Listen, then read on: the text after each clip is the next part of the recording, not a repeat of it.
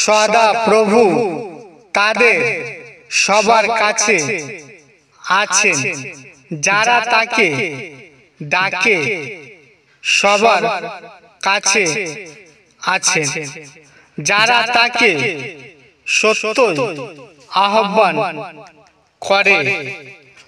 সদা প্রভু কৃপাময় ও স্নেহশীল, ক্রোধে ধীর ও দয়াতে মহান।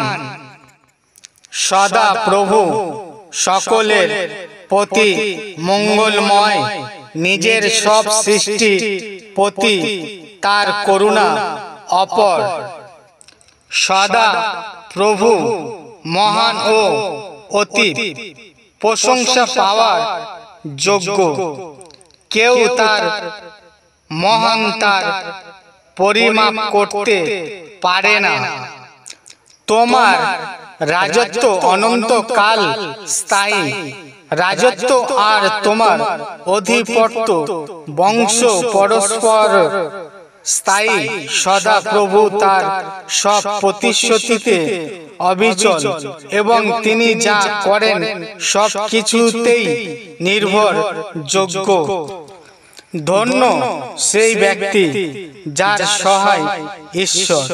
ঈশ্বর সদা প্রভু তার সব প্রত্যাশা। তোমার অধিপতিদের উপর আস্থা রেখো না, মানুষের উপর রেখো না যারা রক্ষা করতে পারে না। তিনি অত্যাচারীদের পক্ষে ন্যায় বিচার করেন, আর ক্ষুধার্তদের খাবার জোগাড় দেন। সদা প্রভু বন্দীদের মুক্তি করেন, সদা প্রভু দৃষ্টিহীনকে দৃষ্টি দান করেন। সদা প্রভু অবনতদের উত্থাপন করেন, সদা প্রভু ধার্মিকদের প্রেম করেন। তিনি আকাশমণ্ডল ও পৃথিবী, সাগর ও তাদের মধ্যে যা কিছু আছে সমস্ত কিছু সৃষ্টিকর্তা। তিনি চিরকাল বিশ্বস্ততা থাকে।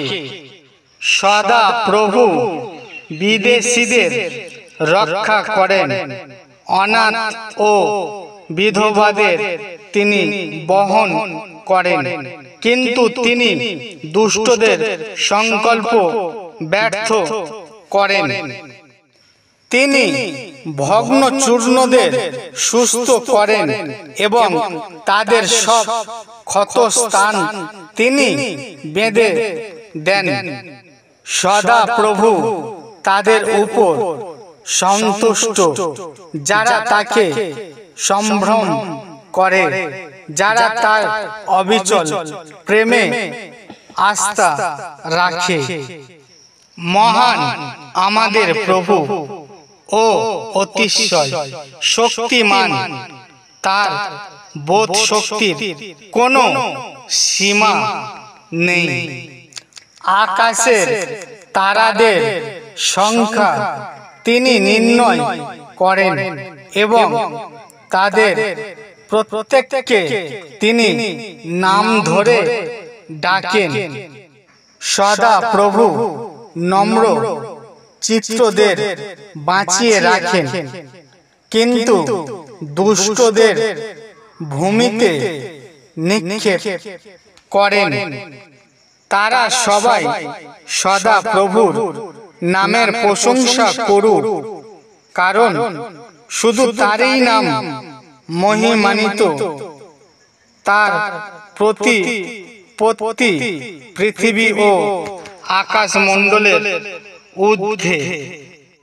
সব সৃষ্টির বস্তু সদা প্রভুর নামের প্রশংসা করুক, কারণ তিনি আদেশ করেছিলেন, আর সেই সব সৃষ্টি হয়েছিল। সদা প্রভুর প্রশংসা করো, আকাশমণ্ডল থেকে সদা প্রভুর প্রশংসা করো, ঊর্ধ্বে লোকে তার প্রশংসা করো।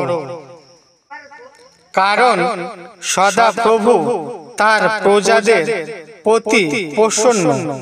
তিনি নম্র চিত্তদের বিজয় মুকুট ভবিষ্যৎ করেন। ঈশ্বরের প্রশংসা তাদের মুখে ধ্বনিত হোক, আর তাদের হাতে উভয় দিকে ধার বিশিষ্ট তরোয়াল।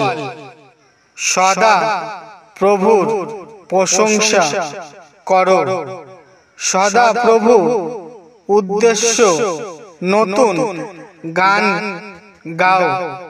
তার বিশ্বাস্ততা ভক্তজনের সমাবেশে তার প্রশংসা করো। সদা প্রভুর ভয় প্রজ্ঞার আরম্ভ, কিন্তু মূর্খেরা প্রজ্ঞা ও শিক্ষা তুচ্ছ করে। হে আমার বাছা, তোমার বাবার উপদেশ শোনো, আর তোমার মায়ের শিক্ষা ত্যাগ করো না। কারণ অনভিজ্ঞ লোকদের খামখেয়ালি পনায় তাদের হত্যা করবে, ও মূর্খদের আত্মপ্রসাদয় তাদের ধ্বংস করবে। কিন্তু যে আমার কথা শোনে সে নিরাপদে বেঁচে থাকবে, ও অনিষ্ট ভয় না করে স্বাচ্ছন্দ্য থাকবে। তুমি সর্বত্র কারণে সদা প্রভুর উপরে আস্থা রাখো, ও নিজের বিচক্ষণতা উপর নির্ভর করো না। তোমার সমস্ত পথে তার ব্যস্ততা স্বীকার করো, ও তিনি তোমার পথগুলি সোজা করে দেবে। হে আমার বাছা, তুমি যদি আমার কথা শোনো ও আমার আদেশগুলি হৃদয়ে সঞ্চয় করে রাখো, প্রজ্ঞার প্রতি কর্ণপাত করো ও বুদ্ধিতে মনোনিবেশ করো, সত্যই তুমি যদি অনন্ত দৃষ্টিকে ডাক দাও ও বুদ্ধি লাভের জন্য জোর গলায় কাকুতি মিনতি করে, ও যদি রূপোর মতো তার খোঁজ করো, গুপ্তধনের মতো তা খুঁজে বেড়াও, তবে তুমি সদা প্রভুর ভয় বুঝতে পারবে ও ঈশ্বরের জ্ঞান খুঁজে পাবে।